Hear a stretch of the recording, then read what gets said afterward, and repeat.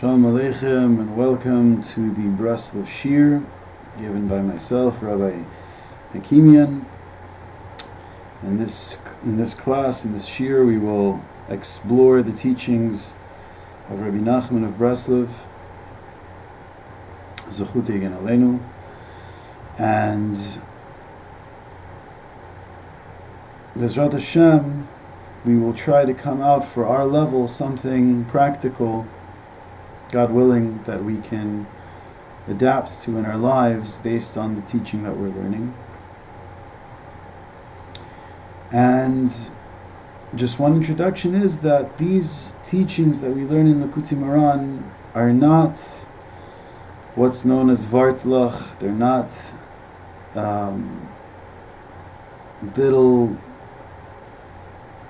little teachings that we can sort of just say over on a coffee table, while we're hanging out with friends. The beauty of it is you actually can discuss it, but it's more teachings in Jewish philosophy and Hasidic philosophy that they're the kind of teachings that you have to think about and internalize. And when that is being done, there's a beautiful chemistry that becomes developed between the learner and the Torah, the teaching itself, how it resonates with the individual. In this Torah Samach Hey, Rabbi Nachman starts off by saying, Ki da, that one should know, Ki yesh sadeh, there is a field. V'sham gedelim ilanot v'asavim yofim v'noim ma'od.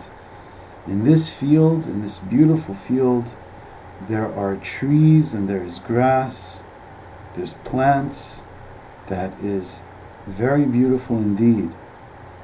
V'godel yoker yofi asadeh, and you should know that the preciousness of the beauty of this field, v'gidulav, and how it grows, Efshar l'saper, it is impossible to recount.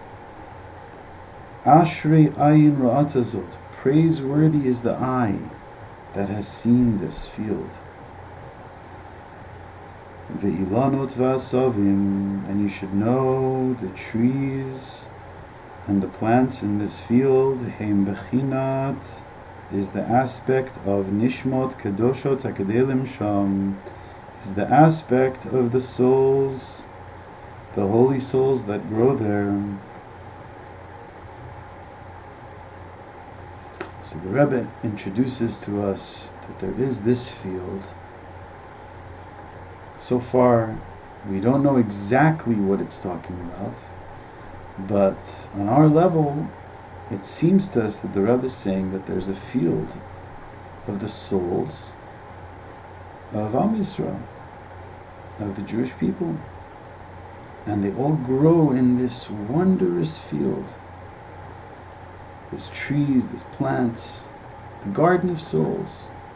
That's what it seems that the Rebbe is telling us in the first two lines in the Likutei Moharan. Then the Rebbe says, V'yesh kama v'kama neshamos arumos. You should know that there are many souls that are naked. These souls are naked. She'em nodim v'nodim, noim v'nodim mechutz l'sadeh. You should know these souls are wandering around outside of the field. So it's the first time we're understanding that there are souls that are outside of the field, that are what he calls naked. U'mamtinim u'mitzapim al tikkun.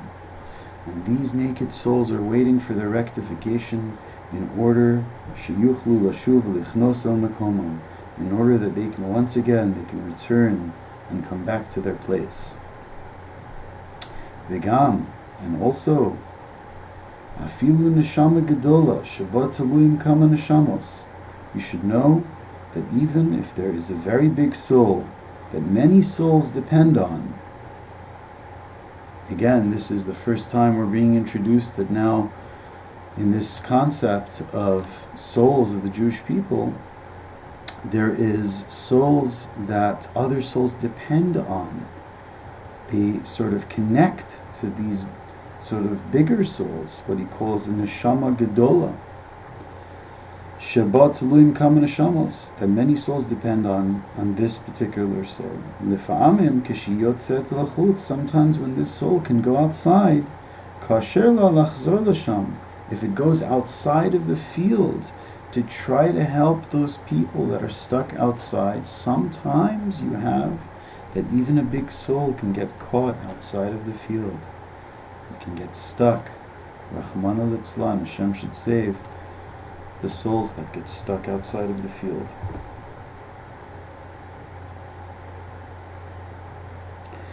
So Rabbi Nachman says, "V'him kulam avakshim u'mitzapim al bal hasodeh." All of the souls, all of the neshamas that are in this field, and all of the souls that are stuck outside, and even those big souls that go to try to help the souls that are stuck outside, that they themselves get caught outside, everyone all together, they're all searching for something that's called the Baal Hasadeh, the gardener of the field. This field has a gardener.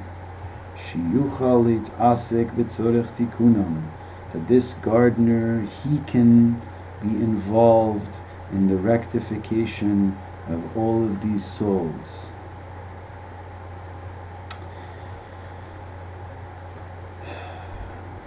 It seems that Rabbi Nachman right now is speaking that there is a tzaddik, let's call, that it is the responsibility of this tzaddik to help rectify the souls, the neshamot, that are connected to this field. And not only that, but he has a responsibility to help and to restore those souls that are outside of the field, that they can be able to have their tikkun, their rectification. I just want to pause to say that some people might say there's the similarities to this, like in Christianity. So, to that, I'd like to say that one time it happened with the Skver Rebbe, the Rebbe of the town Skver, that they told him that there's certain people that are atheists, that they happen to sing a certain song that the Hasidic people also sing. In some of their gatherings there is a tune, a melody that they've sort of, adapted. And this happens to be a melody that the Hasidim sing. So should they stop singing that melody since these people took this song to themselves? So then the Skver Rebbe says, with his charm and his wit, he says that, well, if they start putting on tefillin, should we stop putting on tefillin also? So in a certain sense, we have to understand that even though sometimes there are things in other religions that symbolize things in Judaism, it doesn't necessarily mean now we have to eradicate that idea. The idea, the source of it might be holy, it might be in Kedusha, but sometimes other religions may and have borrowed ideas that are rooted in Judaism and have developed it into something else, often far from Judaism. So, for lesson number 1, we have to understand that we were introduced to the concept of the Garden of Souls. We have to understand more what the nature of this garden is. And the second concept is that there is a gardener, and this garden, everyone's searching to connect to this gardener, which I call the tzaddik, and we're all searching for this tzaddik. And this tzaddik, whoever this tzaddik may be, can help every single one of us. That's it for part 1 of Torah Samach Hey.